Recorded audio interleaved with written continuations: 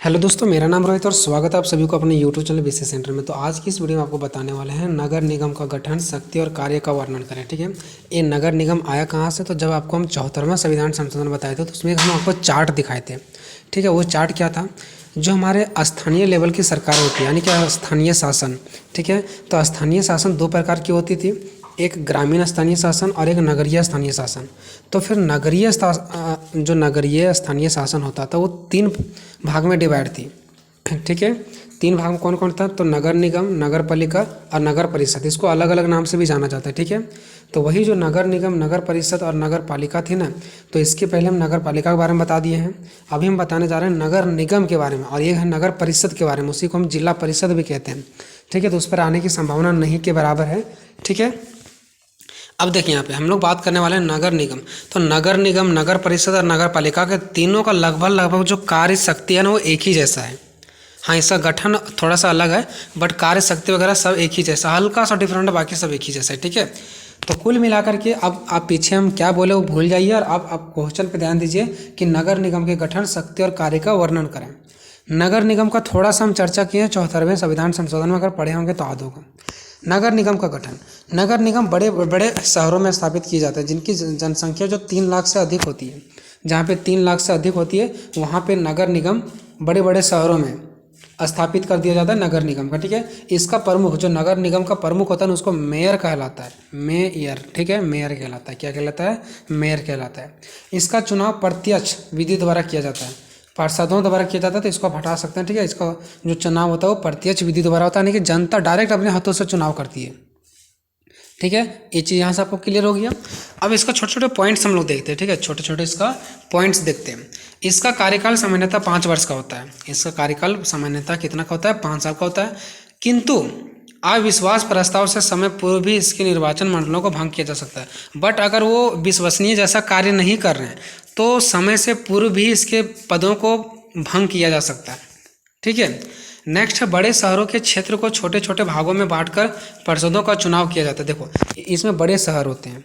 ये जो नगर निगम है ना, इसके अंदर 3 लाख से भी अधिक वाले आबादी आते हैं, तो ये बड़े शहर वाले होते हैं। अब ये बड़े शहर को क्या करते हैं पता है? छोटे छोटे भागों में बांट दिया जाता है, और छोटे छोटे भागों में हर एक भाग में पार्षदों का चुनाव होता है। ठीक है, पार्षदों का चुनाव होता है, जिसको हम परिषद भी कह सकते हैं। ठीक है, यानी कि एक बड़ा शहर है, उसको छोटे छोटे 10 क्षेत्र में बांट दिया अलग अलग। जैसे गांव में वार्ड कैसे बांटते हैं, 1 वार्ड 2 वार्ड अलग अलग, और वार्ड में वार्ड सदस्य होते हैं, वैसे ही बड़े शहर के छोटे छोटे क्षेत्रों में बांट के उसको अलग अलग लोगों के हाथ में समा दिया जाता है, यानी कि अलग अलग पार्षदों के हाथ में दे दिया जाता है। ठीक है, चलो उसके नेक्स्ट नगर निगम के सदस्य भी कुछ अनुभवी विशिष्ट लोगों के रूप में चुने जाते हैं। यानी कि नगर निगम में कोई फालतू आदमी नहीं चुने जाते हैं, यहाँ भी चुनने वाले सदस्य अनुभवी होते हैं, उसके अंदर अनुभव होता है, विशिष्ट लोग होते हैं, खास प्रकार के लोग होते हैं।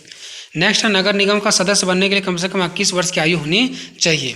नेक्स्ट है नगर निगम का सदस्य बनने के लिए उसी क्षेत्र का मतदाता होना आवश्यक है, यानी जिस क्षेत्र के लिए आप लड़ रहे हैं आपको भी उसी क्षेत्र का होना चाहिए। ठीक है, ऐसा नहीं कि आप दूसरे क्षेत्र के, उसी क्षेत्र के होना चाहिए। नेक्स्ट है प्रत्येक नगर निगम में एक प्रमुख प्रशासनिक अधिकारी होता है, यानी कि जितने एक नगर निगम, एक बड़ा सा जो क्षेत्र है उसका एक नगर निगम है। ठीक है, वो नगर निगम उसको हम लोग कह सकते हैं जहाँ पे 3 लाख से अधिक आबादी वाला क्षेत्र है। तो उसका एक जो प्रमुख होगा ना, नगर निगम का पूरा का एक जो प्रमुख होगा ना, वो प्रशासनिक अधिकारी कहलाता है। उस नगर निगम को, उस जिला का प्रशासनिक अधिकारी कहलाता है। ठीक है, अब बात करते हैं नगर निगम चुनाव को लड़ने के लिए योग्यता, कि नगर निगम में अगर कोई व्यक्ति चुनाव लड़ना चाहता है इसका योग्यता क्या है। ठीक है, ये भी आपको पॉइंट्स वहाँ लिखना जरूरी है। तो एक व्यक्ति नगर निगम के चुनाव लड़ सकता है यदि उसके पास ये सब चीज़ें मानदंडों को पूरा करे, यानी कि अगर ये सब चीज़ उसके अंदर गुण है तब। पहला, वह भारत का नागरिक होना चाहिए, उसको भारत का ही नागरिक होना चाहिए। दूसरा, उसकी उम्र 21 साल पूरी हो जाना चाहिए। नेक्स्ट है उसका नाम वार्ड का निर्वाचन नामावली में पंजीकृत हो, यानी कि जो नाम सूची नहीं आता है उसमें उसका नाम सूची में पंजीकृत, यानी कि नामांकन होना चाहिए उसका। ठीक है, चौथा है नगर निगम के चुनाव को लड़ने के लिए उससे पहले कभी भी आयोग घोषित नहीं किया गया हो, मतलब चुनाव लड़ने के लिए इसको पहले कभी भी उसको गलत ठहराया नहीं गया हो, या तो फिर उससे कभी भी आयोग ना ठहराया गया हो कि आप चुनाव लड़ने लायक नहीं है, चाहे लड़ाई झगड़ा में, चाहे किसी भी मैटर में उसको आयोग नहीं ठहराया गया हो, नहीं तो फिर वो नहीं लड़ सकते हैं। वह भारत में किसी भी नगर निगम का कर्मचारी नहीं होना चाहिए, मतलब ये नहीं कि वो दूसरे भी नगर निगम का कर्मचारी है। आप जिस नगर निगम के हैं उसी का चुनाव लड़ सकते हैं और वहीं का लड़ सकते हैं। दूसरे जगह हैं तो वहाँ यहाँ पे नहीं लड़ सकते, और अगर यहाँ पे हैं तो वहाँ का नहीं लड़ सकते, जहाँ का वहीं लड़ सकते हैं।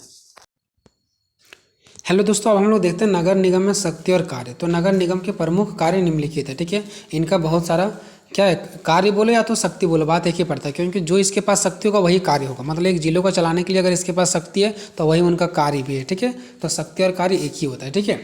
चलिए, अब यहाँ पर मैंने टोटल 14 पॉइंट्स लिखे हैं, ठीक है, और छोटे छोटे पॉइंट लिखे हैं ताकि आपको याद रहे। अब आपको ये देखना है कि क्या यहाँ तक में अगर आपका 4 से 5 पेज भर गया तो ठीक है, अगर नहीं भरा और अगर आप उसको आगे बढ़ाना चाहते हैं तो जो ये अस्पताल, जलापूर्ति, ये सब चीज़ें देख रहे हैं ना, इसको अंडरलाइन करके इसका एक्सप्लेन भी करना है। अगर यहाँ तक में आपका ठीक है 15 मार्क्स के लायक हो जाता है 4 से 5 पेज में, तो ज़्यादा से ज़्यादा 4 पेज, तब तो ठीक है। और अगर 4 पेज से भी कमी पड़ रहा है तो आपको क्या करना है, पहला लिखना है अस्पताल और इसको अंडरलाइन करना है और इसके बारे में एक्सप्लेन करना है कि नगर निगम का पहला कार्य होता है अस्पताल की पूर्ति और अच्छी व्यवस्था करना, ठीक है। दूसरा जलापूर्ति, नगर निगम की दूसरी कार्य है जलापूर्ति, अच्छे रूप से जल की व्यवस्था करना, किसी भी क्षेत्र में जल की कमी नहीं होना, ठीक है, इनका कार्य है। एंड तीसरा आपको अंडरलाइन करना जल निकासी। तो इसकी जो अगला कार्य है वो जल निकासी है। जिस भी स्थान पर कहीं पानी की दबावट होती है या तो फिर कहीं गंदगी फैली होती है तो वो गंदगी को शहर से दूर ले जा कर के छोड़ने के लिए नलियाँ बनाना, घरों गलियों का पानी उस नलियों में ले जाना, इनका मुख्य कार्य होती है। बाजार के लिए स्थान, ठीक है, तो बाजार में एक उचित व्यवस्था किया जाना चाहिए, गाड़ियों का, आदमियों का भीड़ ना लगे, इसके लिए क्या करते हैं, शहरों में एक उचित स्थान का प्रबंधन करते हैं। ये सब चीज़ आपको लिख देना है, ठीक है। इसमें से पॉइंट्स को बढ़िया से लगाना है। और हाँ, आप जो भी कुछ इसमें लिखेंगे लास्ट में चाहिए नहीं जोड़िएगा, ठीक है, क्योंकि अगर चाहिए जोड़िएगा ना तो इसका मतलब ये हो जाएगा कि आप उसको सजेशन दे रहे हैं, नहीं, उनका कार्य क्या है वो बताना है।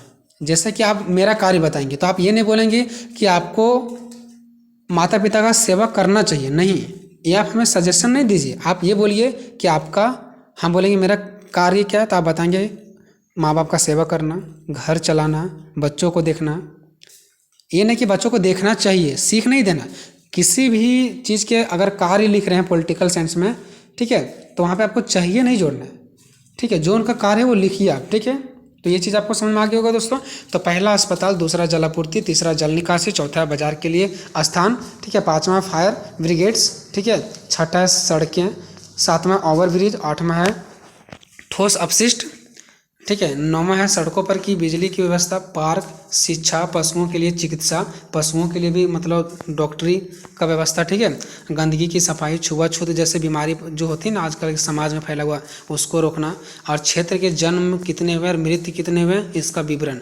इसके अलावा और भी अगर आप कुछ ऐड कर सकते हैं तो कर सकते हैं। आप नहीं जानते कि जिला अनेक नगर के अंदर का क्या क्या कार्य होती है, और भी आप ऐड कर सकते हैं। कोई ज़रूर नहीं कि जो पॉइंट मैंने दिया उसी पॉइंट्स को आप लिखो, एक्स्ट्रा भी लिख सकते हो, एक पॉइंट यहाँ से हटा भी सकते हो, दूसरा भी जोड़ सकते हो। ऐसा नहीं कि जो मैंने दिया वही आपको रट के ही जाना है, बस समझ जाना है, हो गया कहानी खत्म, ठीक है दोस्तों। तो इस प्रकार से आपका ये क्वेश्चन खत्म होता है और सारा क्वेश्चन हम आपको कंप्लीट करा देंगे रात भर में, लगभग सारा क्वेश्चन आ जाएगा। टेंशन नहीं लेना, जितना करवा दिए उतना पढ़िए एकदम बिंदास होकर के, ठीक है दोस्तों। मिलेंगे नेक्स्ट वीडियो में, तब तक जय हिंद, जय भारत।